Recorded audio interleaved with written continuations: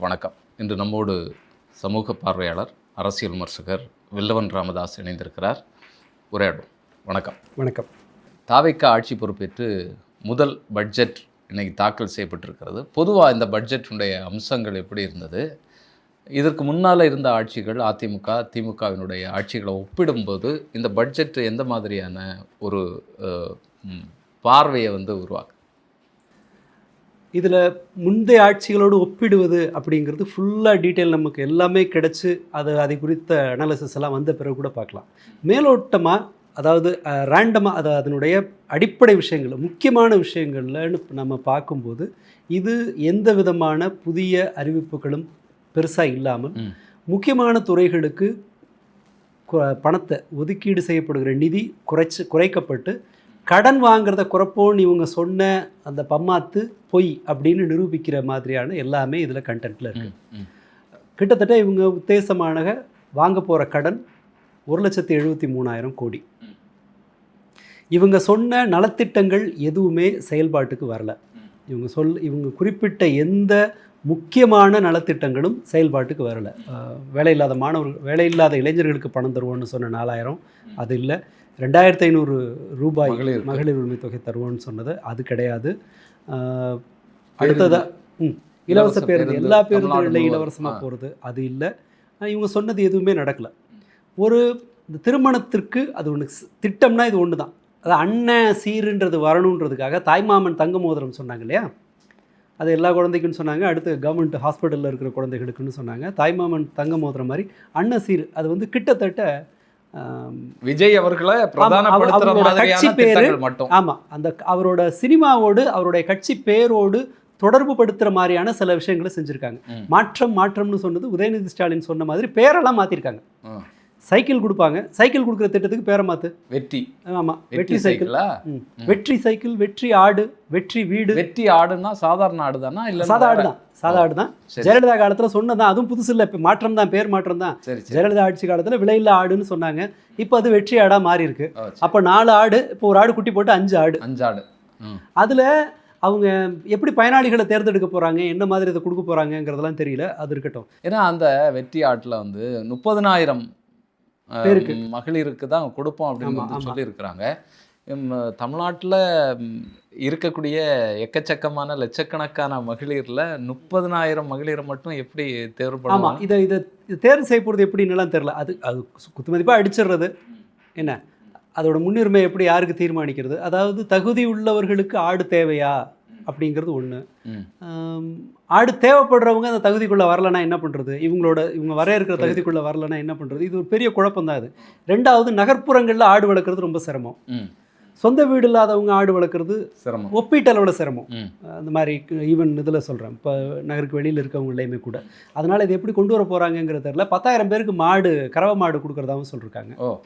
அதுவும் அந்த க்ரைட்டீரியா எப்படி பண்ண போகிறாங்கன்னு தெரியுது. ஏன்னா ஆடு மாடு இது வளர்க்குறதுங்கிறது வெறுமனே ஜஸ்ட் லைக் தட்டுன்னு பண்ணுறது இல்லை. உங்களுக்கு அதற்கான வசதி வேணும், கட்டமைப்பு உருவாக்கணும். இல்லை, இப்போ மாடு வளர்க்கணும்னா அதற்கான கட்டமைப்பு இருக்கணும். புதுசாக செய்யணும்னா அதுக்கு பெரும் செலவாகும். அதற்கு இந்த நிதி அடுத்ததாக மாடு வாங்குறதுங்கிறது கவர்மெண்ட் செய்கிறது ப்ராக்டிக்கலாக கொஞ்சம் கஷ்டம். அதோட ஏஜ், அது எவ்வளவு நாள் தாங்கும், எவ்வளவு பால் கறக்கும் மாடு, எந்த விலையில் மாடு வாங்க போகிறாங்க. 3 லிட்டர் கறக்கிற மாடு கூட இருக்கும், 10-12 லிட்டர் கறக்கிற மாடு கூட இருக்கும். இது சிக்கலானது. சரி, ரைட், அதை எப்படி செய்ய போகிறாங்க? இப்போ தனியாக மாடு வளர்க்குறவங்களுக்கு ஒரு நுட்பம் இருக்கும். அதனுடைய அடிப்படையில் தேடி பிடிச்சி மாடுகளை வாங்குவாங்க. எவ்வளோ காலம் இது நமக்கு பால் தரும் அப்படிங்கிறது தொடங்கி, எந்த இனம் அப்படிங்கிறத தொடங்கி அந்த இதெல்லாம் இருக்கும். இப்போ இந்த வேலையை ஒரு அரசாங்கம் செய்யும்போது ஏற்கனவே ஊழல் வயப்பட்டிருக்கக்கூடிய, இங்கே எந்த ஆட்சி இருந்தாலும் ஊழல் வயப்பட்டிருக்கக்கூடிய இந்த கட்டமைப்பில் மாடு எப்படி வரப்போகிறது? இல்லை, பால் கறக்கக்கூடிய இதுக்கு முன்னாடியே சில இடங்களில் செஞ்சுருக்காங்க. அது அப்படி போகும். இது இன்னும் ஊழல் என்கரேஜ் பண்ணுற மாதிரி இருக்கும். பட் மேஜராக இருக்கிறதுல முக்கியமான பிரச்சனைகளை இவங்க கை வைக்கலைங்கிறத ஒப்பிடும்போது இதெல்லாம் சின்ன பிரச்சனை. இப்போ பள்ளிக்கல்வித்துறைக்கு நிதி ஒதுக்கீடு கிட்டத்தட்ட 2,250 கோடி ரூபாய் குறைக்கப்பட்டிருக்கு. நீங்கள் இன்ஃப்ளேஷனை கணக்கு போட்டிங்கன்னு வச்சுக்கோங்களேன், ஆண்டுக்காண்டு இப்போ நான் போன வருஷம் 50,000 கோடி ஒரு துறைக்கு ஒதுக்குறாங்க, இந்த வருஷம் 50,000 கோடி அதே துறைக்கு ஒதுக்குறாங்கன்னா அதனுடைய ஆக்சுவல் மதிப்பு ஒரு 6% குறைஞ்சிரும். ஒரு 3000 கோடி ரூபாய் அதன் மதிப்பு நம்முடைய இன்ஃப்ளேஷனை கணக்கு போட்டிங்கன்னா ஏற்கனவே அது போன வருஷம் அதை ஒதுக்குனீங்கன்னா 50 இந்த வருஷம் ஒதுக்குனீங்கன்னா அதோட மதிப்பு 47,000 கோடி தான். அப்போ இன்ஃப்ளேஷனை நீங்கள் ஆட் பண்ணணும். நீங்கள் அந்த வகையில் கணக்கு போட்டிங்கன்னா தாழ்த்தப்பட்டோர் பிற்படுத்தப்பட்டோர் நலத்துறை இப்போ சமூக நீதித்துறைன்னு மாற்றிருக்காங்க இல்லையா, அதற்கே வந்து நிதி ரொம்ப குறைவாக ரொம்ப தின்னாக தான் இன்க்ரீஸ் பண்ணியிருக்காங்க. இன்ஃப்ளேஷனோட கணக்கு போட்டிங்கன்னா எதுவும் உயரலை. அடுத்த இந்த கல்யாணத்துக்கு கொடுக்குற தொகைங்கிறது இருக்கு இல்லையா, அது ரொம்ப ஒரு ஒரு ஒரு அல்பத்தனமான ஒரு திட்டம் என்னுடைய பார்வையில். ஏன்னா கல்யாணத்துக்கு கொடுக்குறது இப்போது இந்த காலகட்டத்தில் சொல்கிறேன், நீங்கள் அது முன்பு அதை கொடுக்குறாங்கன்னா ஏன் திருமண உதவி திட்டம்னு ஒன்று முன்னாடி சொன்னாங்கன்னா அதை ஓரளவு ஜஸ்டிஃபை பண்ணலாம். ஆமாம், அப்போது பரம ஏழைகள் நிறைய இருப்பாங்க, அவங்களுக்கு கல்வி எல்லாருக்கும் கல்விங்கிறது சட்டபூர்வமாக இல்லாத காலம் அது. 8வது வரைக்கும் கல்வி கொடுத்தாகணுங்கிறது சட்டபூர்வமாக இல்லாத காலம் அது. அப்போது அந்த ஸ்கீம் கரெக்டாக இருந்துச்சு, அதை ஓரளவு ஜஸ்டிஃபை பண்ணலாம். அதன் பிறகு படிக்கிறவங்களுக்கு கொடுத்து கல்விக்கு அவங்க தங்குறதுக்குன்னு நிதி கொடுத்து அந்த பேட்டர்னை மாற்றி இருக்கும்போது கல்யாணத்துக்கு 1 பவுன் அப்படிங்கும்போது இப்போ மேரேஜோட இதுவே மாறி இருக்கு. நீங்கள் அப்போ 8 பவுனுக்காக கல்யாணம் பண்ணுற மாதிரி ஆகும். அந்த மாதிரி தான் நடக்குமே தவிர இப்போ கல்யாணம் வேணான்றவங்களுக்கு என்ன, ஒரு ஏழை இதுக்கு நீங்கள் அதை வேறு வகையில் கொடுக்குற போது மகளிருக்கு கொடுக்கும்போது அது வேற ஒரு கேட்டகரி, கைம்பெண்களுக்கு தரும்போது அப்படிங்கிற மாதிரி அது அதனுடைய இது வேறு. பட் கல்யாணத்துக்கு கொடுக்குறதுங்கிறது என்னென்னா இவர் அண்ணன் மாமா அண்ணன் சித்தப்பா அப்படின்னு இவருக்கு ஒரு உறவு முறையை உருவாக்குறதுக்காக இவங்க தர்றது.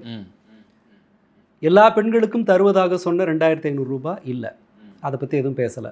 இன்னொரு பட்டுப்புடவை ஒன்று கொடுக்க போகிறாங்க. அகெயின் அந்த ப்ரொக்யூர்மெண்ட்டு ஊழல் இதெல்லாம் வந்து நடக்க போகுது. இந்த தொகையும் எத்தனை பெண்களுக்கு எந்த தகுதியின் அடிப்படையில் கொடுக்க போகிறாங்கன்னு தெரியல. ஆண்டுக்கு எவ்வளோ பேருக்குன்னு சொல்லி ஒரு திட்டம் வகுக்கணும். அதுக்கு அது நம்மளுக்கு அதை பற்றி தெரியல. அண்ட் சமூகத்தினுடைய மிக முக்கியமான ஒரு பிரச்சனை வேலைவாய்ப்பு இல்லாமல் இருக்கிறது. அரசு துறைகளில் தனியார் துறைகள்னு இளைஞர்களுக்கு வந்துகிட்டு இருக்க இளைஞர்களுக்கு வேலைவாய்ப்பு இல்லை. வேலைவாய்ப்பை அதிகரிக்கிறதுக்கான எந்த ஸ்கீமும் இங்கே இல்லை. இன்னொரு ஒரு சிக்கலான ஒரு வேலையை செஞ்சு வச்சுருக்கிறாங்க. பெயர்களெல்லாம் வந்து ஆதி திராவிடர் நலத்துறை கீழே வந்து அந்த பெயர்கள்லாம் இருக்கு இல்லையா, அதில் பேரெல்லாம் நிறைய மாற்றுறாங்க. அது ஏன் பிரச்சனைன்னு சொன்னால், நீங்கள் ஒரு திட்டத்துக்கு அது ஆதி திராவிடர்கள் பெயரில் இருக்கும்போது தான் அந்த பிரிவு மக்கள் இது எனக்கான ஸ்கீம்னு வந்து அப்ரோச் பண்ணுவாங்க. நீங்கள் பொது பெயர் வைக்கும்போது அவங்க நமக்கான ஸ்பெஷல் ஸ்கீம்னு அது தெரியாது, அது மிஸ் ஆகிறதுக்கான வாய்ப்பு உண்டு. அந்த பேரை சொல்கிறதுனால ஒன்றும் குடிமுடிவு போகிறது இல்லை. இப்போ ஒரு ஒரு புதிய முதலீட்டு திட்டம் ஒன்று இருக்குல்ல, தொழில் முனைவோர் ஆகிறதுக்கு தாழ்த்தப்பட்டோர் மற்றும் பழங்குடியினருக்கான தொழில் முனைவோர் மேம்பாட்டு திட்டங்கிற மாதிரி ஒன்று அனௌன்ஸ் பண்ணும்போது தான் தாழ்த்தப்பட்ட பிரிவில் இருக்கிற மக்கள் இந்த ஸ்கீமுக்காக அப்ளை பண்ணுவாங்க. நீங்கள் அதை காமனாக சொல்லும்போது தவறி போகிறதுக்கான வாய்ப்பு உண்டு. பேரை இவங்களோட பேரை வெற்றிங்கிறது வருது, சமூக நீதித்துறைன்னு இவங்களோட இதில் மாற்றும்போது இந்த மாதிரி ஒன்று பண்ணுறாங்க. ஓகே, இதை கூட காலப்போக்கில் மாற்றிக்கலாம். பட் நான் கேட்குறது, இந்த வேலைவாய்ப்புக்கு இவங்க என்ன செஞ்சுருக்காங்க தெரியாது. ஏஐ பயிற்சி கொடுப்போம் அப்படின்னு ஒன்று சொல்லியிருக்காங்க. ஏஐ பயிற்சி கொடுப்பீங்கன்னா அது தலையும் இல்லாமல் வாழும் இல்லாமல் இருக்குது. எப்படி ஆர்டிஃபிஷியல் இன்டெலிஜென்ஸை பயன்படுத்த கற்று தருவீங்களா? ஆர்டிஃபிஷியல் இன்டெலிஜென்ஸில் ஏதாவது புதுசாக உருவாக்குறதுக்கு கற்று தருவீங்களா? இது கேள்வி. புதுசாக உருவாக்குறதுக்கு கற்று தரணும்னா அவங்க கணக்கில் அபார திறமை இருக்கிறவங்களால தான் ஆர்டிஃபிஷியல் இன்டெலிஜென்ஸில் க்ரியேட்டிவ் உருவாக்க முடியும். அதற்கான டூல்ஸை உருவாக்குறதுக்கு அதுதான் முடியும். நீங்கள் கணக்கை மேம்படுத்தினா தான் இது வரும். உதாரணத்துக்கு நீங்கள் உங்கள் முன்னாடி ஒரு பேப்பர் இருக்குது, அதோட தலைப்பு செய்தியை படி அப்படின்னு நான் ஒன்று சொல்கிறேன்னு வச்சுக்கோங்களேன். அது எவ்வளோ பெரிய வேலை? அது வந்து ஒரு 30 செகண்ட் வேலை அதை படிக்கிறது. ஆனால் தலைப்பு செய்தியை படிக்கிற அளவுக்கு ஒருத்தனை உருவாக்குறதுக்கு 1ஆம் கிளாஸ்லேருந்து 5ஆம் கிளாஸ் வரைக்கும் அவன் படிக்கணும். 5 ஆண்டு கால பள்ளிக்கல்வித்துறை வேலை பார்த்தா தான் ஒரு பையனால் ஒரு பொண்ணால் ஒரு தலைப்பு செய்தியை வாசிக்கிற அளவுக்கு வர முடியும். இவங்க ஏஐ எப்படி புரிஞ்சிட்ருக்காங்கன்னு எனக்கு தெரில. ஐடிஐ படிக்கிறவங்களுக்கு ஏஐ ட்ரைனிங்கு, இது மாதிரியான படோடாபமான அறிவிப்பு இருக்கே தவிர அடிப்படையில் தேவைப்படுகிறதுன்னு ஒன்றும் இல்லை.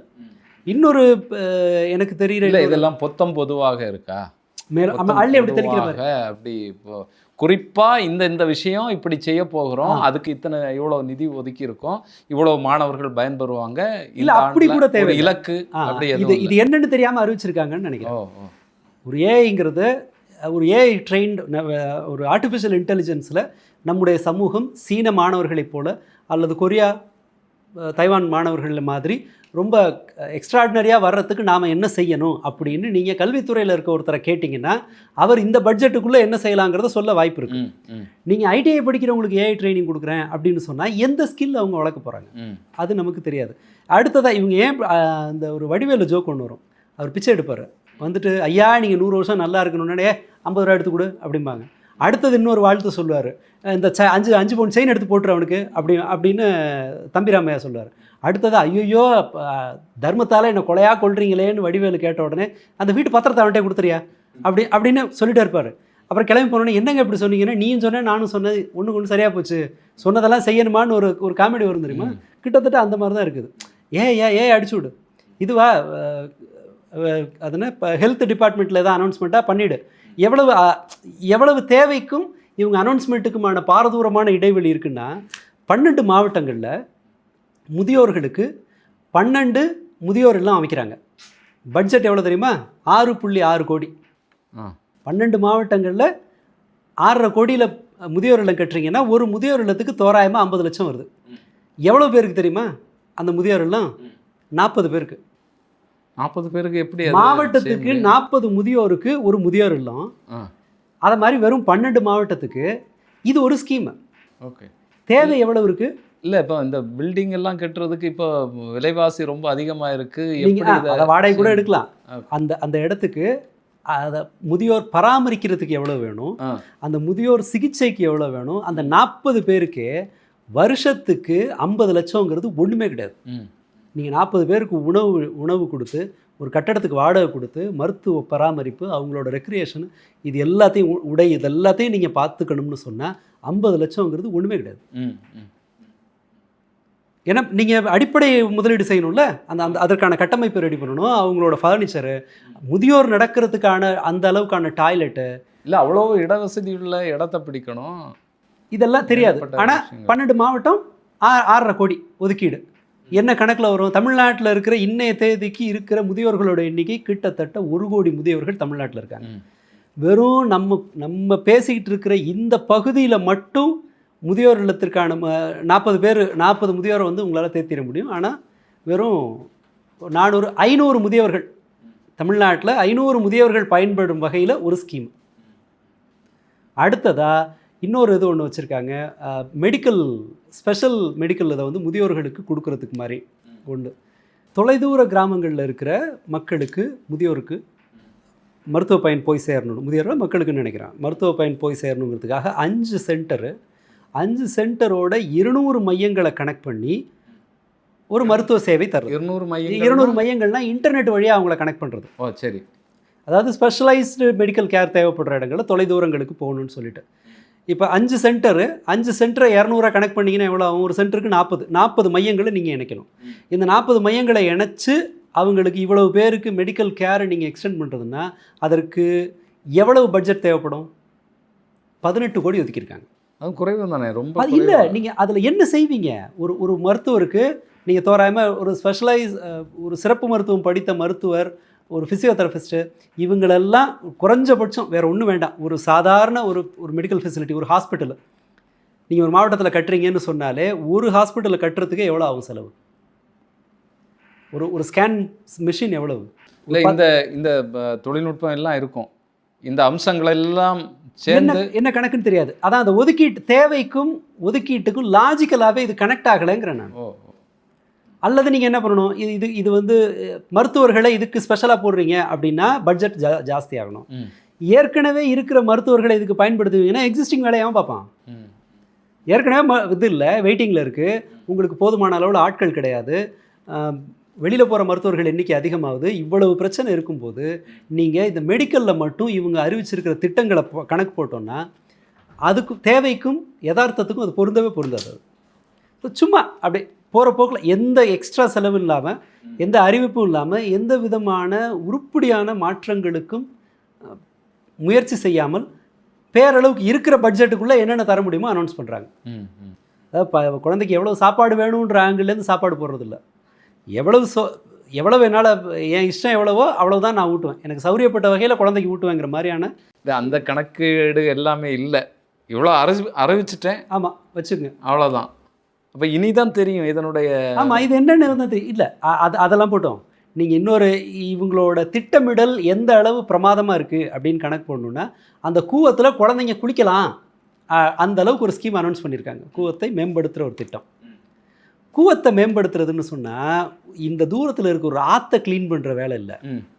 இந்த கூவத்தில் சென்னையில் எவ்வளோ பேர் இருக்காங்க? 1 கோடி பேர் இருக்காங்க.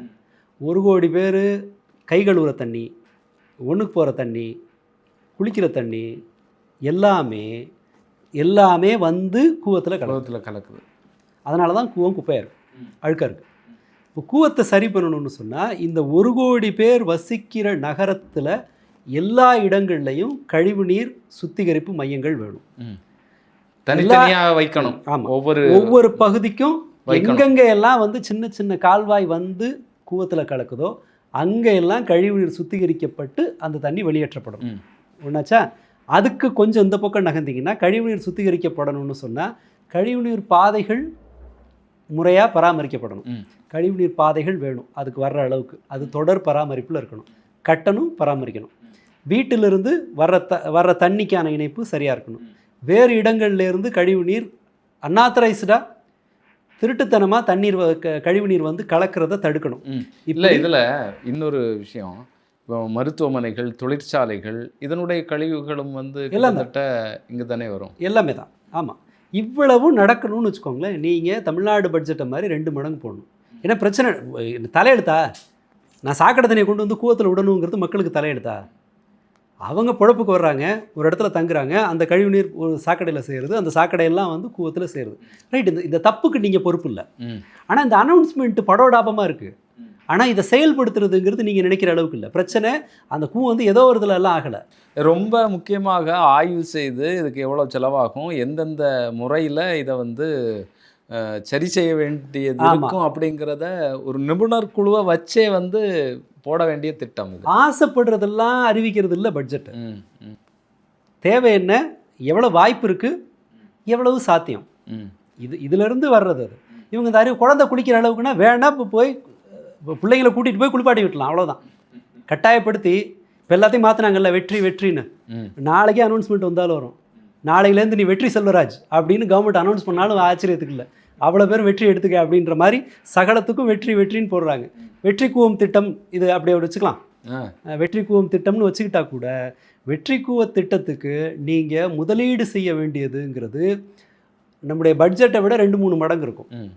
நகரமயமாக்கலை நீங்கள் கை வைக்கணும், உள்கட்டமைப்பில் நீங்கள் கை வைக்கணும். இவ்வளவு வேலை செய்யணும்னா இன்னும் பல்லாயிரம் பேர் இந்த தொழிலில் இந்த வேலையில் ஈடுபடுத்தப்படணும், பராமரிப்பு வேணும். இவ்வளவு பெரிய ப்ராசஸ் நடந்துச்சுன்னா நீங்கள் க்ளீனான கூவத்தை பார்க்கலாம். இப்போ அது கடைசியாக எங்கே போய் முடியும் தெரியுமா? திட்ட மதிப்பீடுன்னு சொல்லி ஒரு கம்பெனி கான்ட்ராக்ட் கொடுப்பாங்க. அந்த கான்ட்ராக்டர் வந்து என்ன பண்ணுவாங்கன்னா அங்கங்கே அளந்து பார்த்துட்டு இதெல்லாம் செய்யணும் அப்படின்னு சொல்லி ஒரு திட்ட மதிப்பீடு ஒன்று கொடுப்பாங்க. இப்போ இந்தியாவில் இது மாதிரியான திட்ட மதிப்பீடுகளே நிறைய ஊழல் நடக்குதுன்னு செய்தி வருது. திட்ட மதிப்போட பல திட்டங்கள் வந்து இந்தியாவில் இவன் அங்கே கான்ட்ராக்ட் கொடுப்பான்.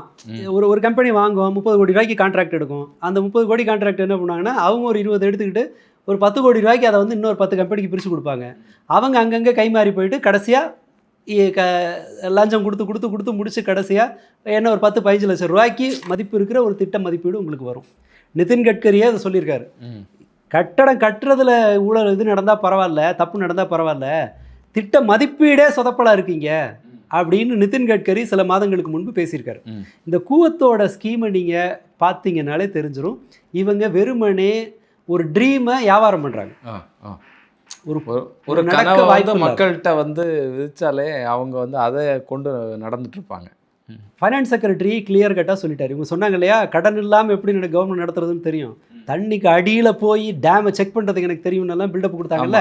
ஃபைனான்ஸ் செக்ரட்டரி தெளிவாக சொல்லிட்டார், இன்னும் 50 வருஷம் ஆனாலும் உங்களால் கடன் வாங்குறது நிறுத்த முடியாது, கடனை அடைக்க முடியாதுன்னு சொல்லிட்டார். இது எல்லாமே வெறும் பில்டப், இவங்களோட சினிமா மாதிரி தான். வர்றதுக்கு முன்னாடி சேனல்களில் யூடியூபில் இன்ஃப்ளூயன்சருங்க எல்லாரும் ஆஹா ஓஹோன்னு குதிப்பாங்க. தேட்டரில் போய் உட்காந்து பார்த்தீங்கன்னா 10 பைசாவுக்கு போகாது, 4 ரீல்ஸ் எடுக்கலாம், அவ்வளோதான். பட்ஜெட்டும் கிட்டத்தட்ட அதே தான். இதில் சில விஷயங்கள் உருப்படியாக இருக்கலாம், ஆனால் தேவையோடு ஒப்பிடும்போது இன்னொன்று சில விஷயங்கள் உருப்படியாக தான் இருக்கும். ஏன் சொல்கிறேன்னா, இதை வந்து வெறுமனே ஃபினான்ஸ் மினிஸ்டரோ முதல்வரோ உட்காந்து எழுதுறதில்ல. அதற்குன்னு அதில் பயிற்சி அதிகாரிகள் எல்லாம் அதிகாரிகள் அங்கே இருப்பாங்க. அதில் ஒரு 4 இன்புட் வரும். இன்னொன்று அதிகாரிகள்கிட்ட இருக்கிற இன்னொரு பிரச்சனை, நல்ல விஷயம் 4 வரும். ஏன் உருப்படியான ஒரு நீண்ட கால அடிப்படையிலான விஷயங்கள் ஏன் வராதுன்னா, இந்திய அதிகாரிகளுக்கு வெறுமனே அந்த மூலதன செலவு இது மட்டும்தான் பண்ணணும். அவங்களுக்கு கட்டடம் கட்டுறது, பாலம் கட்டுறது, புதுசாக எக்யூப்மெண்ட் வாங்குறது, இது மட்டும்தான் அதிகாரிகளுக்கு பிடிக்கும். ஒரு 100 பேர் அப்பாயின்ட் பண்ணுறதுனா அவங்களுக்கு கோவம் வந்துடும். அது ஒரு சல்ல பிடிச்ச வேலைங்க. நான் பல சமயங்களில் பள்ளிக்கல்வித்துறைக்கான சில விஷயங்களை இந்த இடத்துல இருக்கவங்களோட பகிர்ந்துட்டுருக்கேன். இது மாதிரி ஸ்கீம் அனௌன்ஸ் பண்ணால் நல்லா இருக்கும்ன்றத பேசியிருக்கேன். அவங்களோட ரெஸ்பான்ஸ் எனக்கு எப்படி வந்திருக்குன்னா, இல்லை அவங்க இந்த மாதிரி ஆள் அப்பாயிண்ட் பண்ணுறதுனாலே கோவப்படுவாங்க ஆஃபீஸர்ஸை. ஏதாவது ஒரு ஒரு ஒரு ஃபெசிலிட்டியை அரேஞ்ச் இது பண்ண சொல்லு. புதுசாக ஒரு கட்டடம் கட்டு, அதில் 10 ஸ்கேன் மிஷின் வாங்கு, இதில் இம்போர்ட் பண்ணுங்க, இதை மாதிரி ஏதாவது சொல்ல. ஓகே, லேப்டாப் வாங்குறது, இதெல்லாம் அதிகாரிகளுக்கு பிடிக்கும். சிம்பிளான வேலை அது. ஒரு அனௌன்ஸ்மெண்ட்டு சிரமம் இருக்கும், வாங்குறது, டிஸ்ட்ரிபியூஷன், வேலை முடிச்சிடணும். நீ இப்போ 50,000 பேரை ஒரு இடத்துக்கு, நான் உதாரணத்துக்கு சொல்கிறேனே, ஸ்கூல் கவுன்சிலர்ஸ் அப்பாயின்ட் பண்ணணுங்கிறது அந்த கோரிக்கை அதுதான்.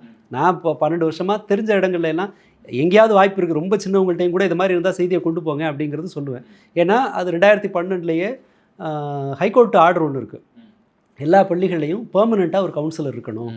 அந்த கவுன்சிலர் இருந்தால் பல்வேறு பிரச்சனைகளை தீர்க்க முடியும். மாணவர்களோட மனநலனாகட்டும், பெற்றோர்களோட இதாகட்டும், டீச்சர் ஸ்டூடெண்ட்டு அந்த முரண்பாடு வர்றதை தடுக்கிறதாகட்டும், அல்லது சமூகத்தில் குற்றங்களை குறைக்கிறதாகட்டும், இது எல்லாத்துக்குமே அது தேவைப்படும் அப்படின்னு 2012 ஒரு ஜட்ஜ்மெண்ட் இருக்குது. அது குறித்து இந்த அதிகார வர்க்கத்தை நெருங்கக்கூடிய ஆட்கள்கிட்ட பேசும்போது எனக்கு வந்த தொடர்ச்சியாக வந்த பதில் என்னென்னா, இதில் நான் ஒரு அரசை மட்டும் குற்றம் சாட்டல, பொதுவான அரசின் எதிர்வினையே அப்படி தான் இருக்கும். அவங்க அந்த ஸ்கீமை அப்படியே டிஷ்யூ பேப்பர் மாதிரி எடுத்து தூக்கி போட்டுருவாங்க. வராது அந்த பக்கம். எந்த அரசாக இருந்தாலுமே இதை பற்றி ஒரு பார்வை இருக்காது, வந்துடாது. 12,000 ஸ்கூலுக்கு ஒரு கவுன்சிலர், 12,000 பேருக்கு சம்பளம் கொடுத்து அவன் யூனியன் வச்சு அவன் போராடி, எதுக்கு இந்த தொல்லை? அதெல்லாம் விட்டுரு. எதாவது கான்ட்ராக்ட் கொடுக்குற மாதிரினா ஓகே, ஒரு தரம் கட்டி ஹேண்ட் ஓவர் பண்ணுற மாதிரினா ஓகே. சும்மா அந்த மாதிரி ஆளுங்களை மேய்க்கிற தொழிலே வியாபாரமே எங்களுக்கு ஆகாதுங்கிறது தான் அதிகாரிகளோட மனோநிலை.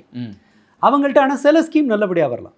இப்போ நீங்கள் லாஸ்ட் இயரில் இப்போ ஒரு அனௌன்ஸ்மெண்ட் பண்ணியிருக்காங்க. காமராஜர் பேரில் ஒரு உண்டு உறைவிட பள்ளி, residential school 9th to 12th, அதுக்கு ஒரு 150 கோடி ரூபா ஒதுக்கியிருக்காங்க. இது ஒன்றும் புதுசெல்லாம் கிடையாது. எல்லா மாவட்டங்கள்லேயும் model school Tamil Nadu government உருவாக்கியிருக்கு.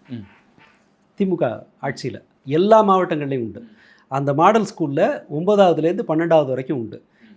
Best in class அடிப்படை வசதிகளோட நல்ல கிளாஸ் ரூமு, ரொம்ப வசதியான ஒப்பீட்டளவில் நல்ல வசதியோடு இருக்கிற ஹாஸ்டலு, அங்கே எல்லா எக்ஸ்ட்ரா திறன்களுக்குமான கூடுதல் ஆசிரியர்கள், சிறந்த ஆசிரியர்களை அங்கேருந்து வெவ்வேறு பள்ளிகள்லேருந்து கொண்டு வந்து இங்கே அப்பாயின்ட் பண்ணுறது.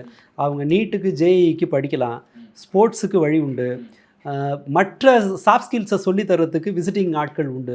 ஏன் சொல்கிறேன்னா, நான் அந்த மாதிரியான வகுப்புகளுக்கு போயிருக்கேன், பாடம் நடத்த போயிருக்கேன், ஒரு மென்டல் வெல்பீயிங்கான வகுப்பு எடுக்கிறதுக்கு இங்கே போயிருக்கேன். இதெல்லாமே அவங்க இதற்கான அடிப்படையை ஏற்கனவே பண்ணி வச்சுருக்காங்க. இன்னொன்று, அது ரொம்ப சக்ஸஸ்ஃபுல்லாக செயல்பட்டுருக்கு.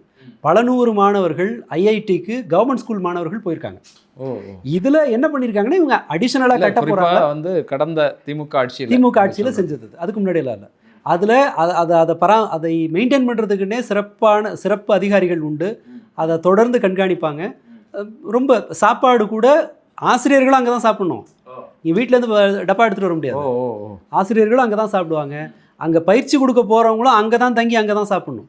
இது அந்த சிஸ்டமில் இருக்கிறது. அதை விட அதையே நீங்கள் என்லார்ஜ் பண்ணலாம். நீங்கள் ஒரு ஸ்கூலில் 2 ஸ்கூல்னு ஆக்கலாம். பட் இவங்க என்ன பண்ணுறாங்கன்னா, பேர் வரணும்ல. காமராஜர் பேரில் ஒரு பள்ளி ஒன்று ஆரம்பிச்சு தொடங்கிட்டோம் அப்படின்னு சொல்கிறது, அப்படின்னு கணக்காடுறதுக்கு. பட் இது ஒன்றும் புதுசெல்லாம் கிடையாது. இது ஸ்டிக்கர் ஒட்டுறதா இல்லைன்னா புதிதாகவே ஆரம்பிக்கிறாங்களா? உண்மையிலே தெரியல, என்ன செய்ய போகிறாங்கன்னு தெரியல. ஒருவேளை ஏற்கனவே இருக்கிற பள்ளிகளுக்கு காமராஜர் பேரில் மாற்றுறாங்களா, அல்லது இது கூடுதலாக இன்னும் சில பள்ளிகளை உருவாக்குறாங்களான்னு எனக்கு தெரில. அது இதுக்கான மாணவர்களை எப்படி தேர்ந்தெடுக்க போகிறாங்கன்னு தெரில. அந்த மாடல் ஸ்கூலில் செலெக்ஷன் க்ரைட்டீரியா இன்னும் கொஞ்சம் என்ன சொல்கிறது, இன்னும் விசாலமாக இருக்கும். அதனுடைய இது இவ்வளவு ஆண்கள் இருக்கணும், பெண்கள் இருக்கணும், அந்த ஜெண்டர் பேலன்சிங் அந்த இடத்துல அதில் இருந்துச்சு. உடல் சவால் கொண்ட குழந்தைகளை சேர்க்குறதுக்கு, ஸ்போர்ட்ஸில் பர்ஃபார்ம் பண்ணவங்களுக்கு ஒரு இடஒதுக்கீடு உண்டு. அதை என்ன செஞ்சுருக்காங்கன்னா, இன்டர்நேஷ்னலாக பல்வேறு பள்ளிகளோட மாடல்ஸை வெரிஃபை பண்ணி அதிலிருந்து அந்த செலெக்ஷன் க்ரைட்டீரியாவை வடிவமைச்சிருந்தாங்க. அது ஒரு நல்ல ஸ்கீம். அது வேற ஒரு வகையில் அது அவ்வளவு நல்ல ஸ்கீம் இல்லை. ஏன்னா நல்லா படிக்கிறவங்க நல்ல திறமையானவங்கள செலக்ட் பண்ணி தேர்வு பண்ணி இங்கே வருவாங்க. அதில் ஒரு செட் ட்ராபேக் இருக்குது. நான் இதில் பதிவு பண்ணலன்னா அது கஷ்டமாயிடும். அதனால சொல்கிறேன், இந்த விவாதத்துக்கு தொடர்பு இல்லைனாலும் நீங்கள் பள்ளிகள்லேருந்து நல்ல திறன் இருக்கிற மாணவர்களை அள்ளிக்கிட்டு வந்து இன்னொரு இடத்துல போட்டிங்கன்னு வச்சுக்கோங்களேன், அங்கே இருக்கிற ஆசிரியர்கள் வந்து சோர்ந்து போயிடுவாங்க. நான் 8வது வரைக்கும் ஒரு பையனை நல்லபடியாக படிக்க வச்சு அவனோட அசாத்திய திறமைன்னா நான் பெஸ்ட்டாக பர்ஃபார்ம் எடுக்கிறது. ஆமாம், பெஸ்ட் பர்ஃபார்மன்ஸ் பையனை நான் உருவாக்குறேன். அவனை நீ 9ஆம் கிளாஸில் தூக்கிட்டு போய் வேற ஒரு ஸ்கூலில் போட்டுருவேன்னா எனக்கு என்ன கிடைக்கும்? இப்போ நான் படிக்க வச்ச பையன் என்கிட்ட 10th படிச்சுட்டு வெளியில் வர்றான்னா, அவன் ஸ்டேட் ரேங்க் எடுக்கிறான்னா எனக்கு ஒரு பெருமை இருக்கும். அந்த பெருமையை நான் பறிக்கும் போது என்னாகும்? அந்த டீச்சர்கள் சோர்ந்து போவாங்க. பிரச்சனை நம்பர் 1. 2வது, அந்த கிளாஸ் ரூம் பேலன்ஸ்டாக இருக்காது. ஒரு வகுப்பறைனா ஒரு 10 பேர் நல்லா படிப்பாங்க, ரொம்ப நல்லா படிப்பாங்க. 10 பேர் சுத்தமாக படிக்க மாட்டாங்க. ஆவரேஜாக ஒரு 80 பேர் இருப்பாங்க. அப்போது இந்த வகுப்பறை எப்படி இருக்கும்னா, நல்லா படிக்கிறவனை பார்த்து ஆவரேஜாக இருக்கிறவன் நானும் படிக்கணும்னு முயற்சி செய்வான். மோசமாக படிக்கிறவங்க சம்ஹவ் அப்படி மேலே வரணும்னு பார்ப்பாங்க. இப்போ இந்த ப்ரொபோஷன் என்ன ஆகும்? நீங்கள் நல்லா படிக்கிற 10 பேர் அங்கே எடுக்கிறீங்கன்னு வச்சுங்க, அப்போ வகுப்பறை சமநிலை இல்லாமல் போகும். இதை மாதிரியான சைடு எஃபெக்ட் எல்லாம் இருக்குது. அப்படியே பார்த்தாலும் கூட அவங்களோட அந்த பழைய ஸ்கீமில் அதற்கான மெக்கானிசம் கரெக்டாக இருந்துச்சு. ஈவன் தோ ஃபஸ்ட்லையும் கூட அந்த பெர்ஃபார்மன்ஸ் வகையில் இது சிறப்பானது தான், அதில் மாற்றம் இல்லை. ஏன்னா அரசு பள்ளியில் படிக்க வைக்கிறவங்க ஓகே, எனக்கு ஜேஇ ட்ரைனிங் கொடுக்கறதுக்கு ஒரு ஸ்கூல் இருக்குது, நல்லா படித்தாங்கன்னா நீட்டு ட்ரைனிங் கொடுக்கறதுக்கு ஒரு ஸ்கூல் இருக்குது, நீட்டு வேணான்னு எல்லாமே இலவசமாக வந்து கிடைக்கும். அங்கே படிக்கக்கூடிய பிள்ளைகளுக்கு எல்லாத்தையும் டியூஷன் வேண்டாம், ஒன்றும் வேண்டாம், கவர்மெண்ட் என் பிள்ளையை பார்த்துக்குங்கிற ஒரு ஸ்கீம் இருக்கிறதுனால பெற்றோர்கள் இன்னும் நம்பிக்கையாக படிக்க வைக்க வருவாங்க. ஸோ பாசிட்டிவ் நெகட்டிவ் ரெண்டுமே இருக்குது. இவங்களோட அந்த காமராஜர் ஸ்கீம் எப்படி இருக்குது, இந்த வெற்றி கூவம் திட்டம் மாதிரி போயிடுமா அப்படிங்கிறது எனக்கு தெரியல. இப்போ எல்லாத்தையும் கன்சாலிடேட் பண்ணி பாருங்களேன். கடன் ஏறுது, 1.25 லட்சம் கோடி கடன் வாங்க போகிறாங்க. கடன் குறையாதுன்னு ஃபைனான்ஸ் செக்ரட்டரி சொல்லிட்டாரு. புதுசாக இவங்க அனௌன்ஸ் பண்ண ஸ்கீம்ஸ் எதுவும் இல்லை. இன்னும் 2 வருஷம் டைம் வேணும்னு சொல்லியிருக்காரு நிதியமைச்சர். எனக்கு இன்னும் 2 ஆண்டுகள் இதெல்லாம் சரி பண்ணுறதுக்கு வேணும்னு சொல்லியிருக்காரு. கூடுதலாக 15,000 கோடி வருமானத்தை பெருக்க முடியும்னு அவர் சொல்லியிருக்காரு. கடன் எவ்வளவு? வருஷத்துக்கு 1.25 லட்சம் கோடி. அப்போது விஜய் இந்த 5 ஆண்டுகளை ஆட்சி நடத்தி முடிக்கும் போது வட்டி இல்லாமல் மட்டும் கடன் 10 லட்சம் ரூபாய்கிட்ட வந்திருக்கும். வருஷத்துக்கு 2 லட்சம் கோடி இல்லை, நீங்கள் அடுத்த வருஷம் இந்த 1.25 லட்சம் கோடிங்கிறது அதிகரிக்கும்ல. இல்லை, ஆனால் 2 வருஷத்துக்குள்ளால நிலைமைகளை சரி செஞ்சு 15,000 கோடி தானே கூடுதலாக வருன்றாங்க. நீங்கள் 1.25 லட்சம் கோடியில் கடன் வாங்கணும். அப்போது கடன் குறைய போகிறதில்ல, புதிய திட்டங்கள் வரப்போகிறதில்ல, நிதி ஒதுக்கீடு குறைஞ்சி தான் இருக்குது. ப்ராக்டிக்கலி நிதி ஒதுக்கீடு குறைஞ்சிருக்கு. இன்ஃப்ளேஷனை கணக்கு பண்ணால் இன்னும் மோசமாக குறைஞ்சிருக்கு. அப்போ நீங்கள் பள்ளிக்கல்வித்துறையிலையும் எதையும் மேம்படுத்த முடியாது, மகளிர் மேம்பாட்டுத் துறையிலையும் பெருசாக எதையும் மேம்படுத்த முடியாது. ஆடு கொடுக்கறதுங்கிறது அது சும்மா ஒரு கணக்கு. சுகாதாரத்துறையிலையும் உங்களால் எந்த ப்ராக்ரஸையும் கொண்டு வர முடியாது. மாற்றம்ங்கிறது பேர் மாற்றுறது மட்டும்தான். இல்லை, வேறு நம்பிக்கை ஊட்டக்கூடிய அளவில் எந்த விஷயங்களும் இல்லையா இந்த பட்ஜெட்டில்? இல்லை, நான் அதை மாதிரி எதுவும் பார்க்கல. அதாவது நம்பிக்கை ஊட்டக்கூடியதுன்னு சொன்னால் 10,000 இந்த ஆடு கொடுக்குற ஸ்கீம், இந்த விஷயங்கள் அறிவிச்சிருக்காங்களே, நாளைக்கு ஒரு இது நல்ல ஒரு முன்னெடுப்பு அப்படிங்கிற மாதிரி எதுவும் இல்லை. இல்லை, அது சொல்லிடுறேனே, அது மாதிரி ஏதாவது வந்து இருக்கலாம். நீங்கள் 10,000 பேருக்கு ஆடு கொடுக்குற ஸ்கீமா, 30,000 பேருக்கு ஆடு கொடுக்குற ஸ்கீமு, 10,000 பேருக்கு மாடு கொடுக்குற ஸ்கீமு, அது யாரோ ஒருத்தருக்கு பலன் அளிக்கும் தான், மறுக்கிறதுக்கு இல்லை. அந்த முதியோர் இல்லம் கொடுத்துருக்காங்க இல்லையா, 40 பேருக்கு பலன் அளிக்கிற திட்டம் தான், மறுக்கிறதுக்கு இல்லை. ஆனால் பிரச்சனை என்னென்னா, நீங்கள் அது எங்கே அந்த முடிவுக்கு எப்படி வர்றீங்க? நீங்கள் தேவைக்கும் நீங்கள் செலவு செய்கிறதுக்குமான அந்த பாரதூரமான இடைவெளிக்கு நீங்கள் கொடுக்குற பதில் என்ன?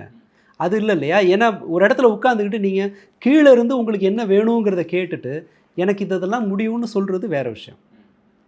இதில் நம்பிக்கையோடு பார்க்குறதுக்கு வேணா இன்னொரு அறிவிப்புகள் வந்து வெளியில் பார்க்குறதுக்கு சிறப்பாக இருக்கணும் அப்படிங்கிற மாதிரி மட்டும் இந்த பட்ஜெட் இருக்கிற. இன்னொன்று, இந்த பட்ஜெட்டில் கடன், ஒட்டுமொத்த செலவு திட்டங்கள், வழக்கமான செலவினங்கள், இது எல்லாத்தையும் கன்சாலிடேட் பண்ணிங்கன்னா இந்த பட்ஜெட்டில் அரசு வாங்க போகிற கடன் 33%.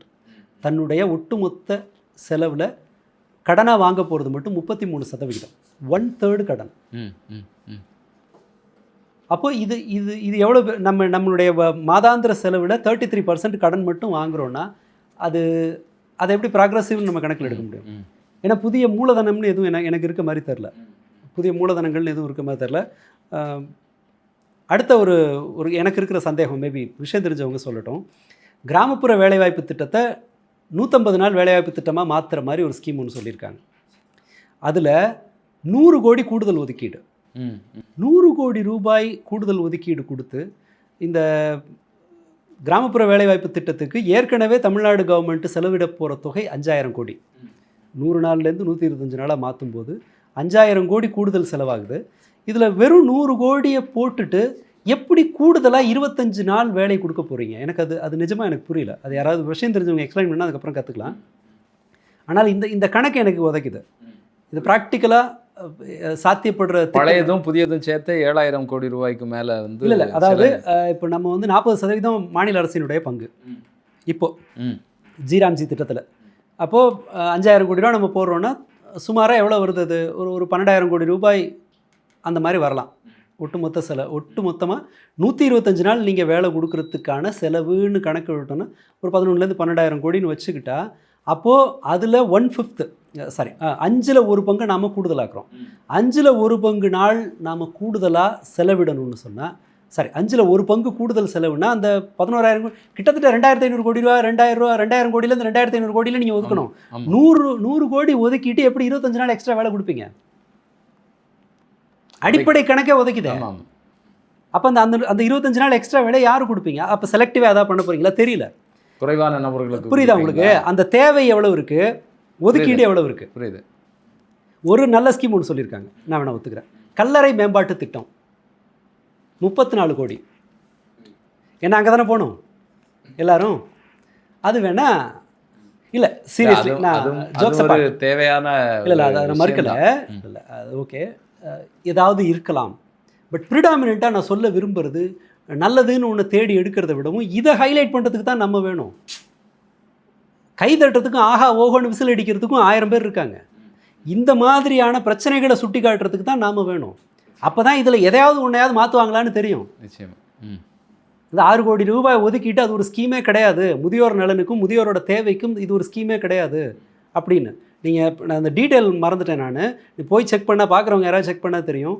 கேன்சர் ட்ரீட்மெண்ட்டுக்கு அதுக்கான ஏதோ ஆராய்ச்சி மையம்லாம் வைக்கிறதுக்கு ஒரு 10 கோடி ரூபா ஒதுக்கியிருக்காங்க. நீங்கள் போய் கேன்சர் ட்ரீட்மெண்ட்டுக்கு ஆகிற செலவெல்லாம் பாருங்கள். ஒரு ஊசி 1 லட்ச ரூபா வரும். இதில் என்னத்தை 10 கோடி ஒதுக்குறாங்கன்னு சத்தியமாக தெரியல. சில போட்டான் மாதிரியான சில ட்ரீட்மெண்ட்டெல்லாம் 60 லட்சத்துலேருந்து கோடி கணக்கில் செலவாகிற ட்ரீட்மெண்ட்டெல்லாம் இருக்குது. இவங்க எந்த கணக்கில் இவங்க ஒதுக்குறாங்கங்கிறது புரியலை. இல்லை அது இன்ஸ்ட்ருமெண்ட்டும் அதுக்கு ஆய்வுக்கான அடிப்படையில் ஒரு நோயாளிக்கான செலவே கண்ணா பின்னான்னு ஆகும்.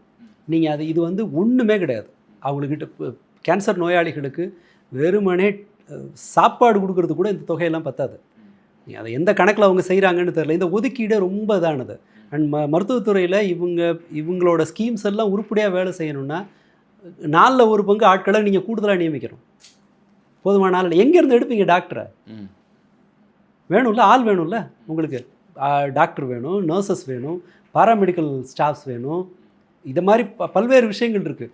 நீங்கள் அந்த இடத்தில் மனிதர்கள் மீது அந்த ஆள் பலத்தின் மீது இதில் வேணும் ரிசோர்ஸ் மேலே நீங்கள் முதலீடு செய்யாமல் நீங்கள் அனௌன்ஸ் பண்ணுறதுனாலலாம் பெரிய பிரயோஜனம் இல்லை.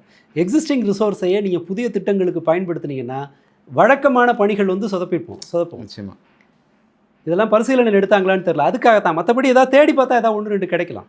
நம்ம அதை மறுக்கிறதுக்கெல்லாம் இல்லை. இதுலேயும் கூட யாரோ ஒருத்தர் பலன் பெற தானே போகிறாங்க. இந்த 8 கிராம் தங்கம் வந்தாலும் கூட யாரோ ஒருத்தருக்கு பலன் பெறத்தான் போகுது. நம்ம இதில் இது பண்ணுறதுக்கெல்லாம் ஒன்றும் இல்லை. பட் ரொம்ப பெஸ்ட்டு நீங்கள் சந்தேகம் இல்லாமல் தமிழகத்தை முன்னோக்கி செலுத்தக்கூடியது மாதிரி நமக்கு இப்போது இந்த சைக்கிளில் வாட்டர் பாட்டில் வைக்கிறதுக்கும் ஹெல்மெட்டோட ஒரு சைக்கிள் தர்றாங்க. இல்லை நீங்கள் ஆஹா ஓகோன்னு கை தட்டுறதுக்கு என்ன இருக்குது? கூடுதல் ஒரு ஹெல்மெட்டு உனக்கு அந்த சைக்கிள் திட்டத்தில் உங்கள் பேரை ஒட்டிக்கணும், அவ்வளோதானே அதோட நோக்கம். இந்த குழப்பத்துக்காக சொல்கிறேன். இந்த பெண்களுக்கு 1000 ரூபாங்கிறது இருக்குல்ல, அது சர்வதேச அளவில் பார்த்தீங்கன்னா அது ஒரு மைல்ஸ்டோன் ஸ்கீம். அது நீங்கள் அதில் கேள்வியே கிடையாது, அதை நீங்கள் பாராட்டி தான் ஆகணும். ஆனால் அதே பாராட்டை வந்து இந்த ஸ்கீமுக்கு கொடுக்கணும்னு சொல்ல முடியாதுல்ல. இப்போ இருக்கிறதுல 10,000 பேருக்கு ஆடு கொடுக்குறது அதுக்கு ஈக்குவலாக என்னால் பாராட்ட முடியாதுல்ல. அதில் இருக்கிற பிரச்சனைகளை சொல்ல அவ்வளோதான். மற்றபடி எல்லாத்தையும் குறை சொல்லணுங்கிற நோக்கம்லாம் கிடையாது. இதை நம்ம சுட்டி காட்டலைன்னா அது பெருசாக கவனத்துக்கு போகாமல் இருக்கலாம். பார்க்குற யாரோ ஒருத்தருக்கு இது போய் சேரணும்ல, அவ்வளோதான் இதோட நோக்கம். தொடர்ந்து பேசுவோம். நிச்சயமாக வரக்கூடிய நாட்களில் இன்னும் நம்ம கூடுதலாக இந்த பட்ஜெட்டை குறித்து அலச வேண்டியதாக இருக்கும். தொடர்ந்து பேசுவோம். உங்களுடைய நேரத்திற்கும் கருத்திற்கும் நன்றி.